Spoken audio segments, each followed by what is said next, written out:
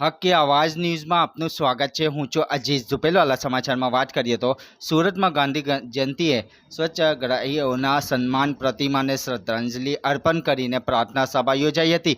સુરત મહાનગરપાલિકા દ્વારા મહાત્મા ગાંધીના 155મા જન્મદિવસની ઉજવણી કરવામાં આવી હતી, જેના ભાગરૂપે ચોક બજાર સૂત્રાંજલિનો કાર્યક્રમ રાખવામાં આવ્યો હતો। આ કાર્યક્રમમાં શહેરના પ્રથમ મેયર, નાગરિક, મ્યુનિસિપલ કમિશનર સહિત अन्य पदाधिकारियों અને શાળાના બાળકો હાજર રહ્યા હતા। રિપોર્ટ રૂઝે બરબ।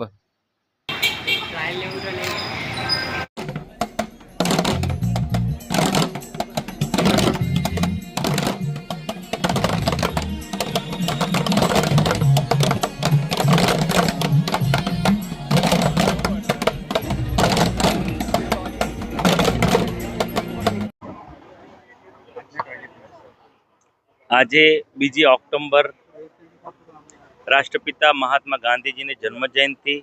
અમે સૌ ચૂંટાયેલા પ્રતિનિધિઓ દ્વારા સૂત્રાંજલિ કરી। પછી મહાત્મા ગાંધી સ્વચ્છતાના પણ આગ્રહી હતા। વડાપ્રધાન શ્રી નરેન્દ્રભાઈ મોદી 2014માં વડાપ્રધાન બન્યા પછી તેમના વિચારને સમગ્ર દેશમાં સ્વચ્છતાના આગ્રહી બનાવ્યા। તેના ભાગરૂપે આજે અમે સૌ સુરતના ચૂંટાયેલા પ્રતિનિધિઓ, વહીવટતંત્ર, NGO દ્વારા ડુમ્મસ બીચની સફાઈ કરી અને સ્વચ્છતાના શપથ લેવડાવ્યા।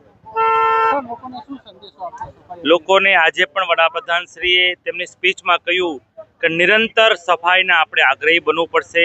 અગર નિરંતર આપણે ગંદકી કરતા હોઈએ છીએ તો સફાઈને પણ નિરંતર આપણે આગ્રહી બનશું તો રોગચાળો નહીં થાય અને આપણે સ્વચ્છતાના આગ્રહી રહેશું।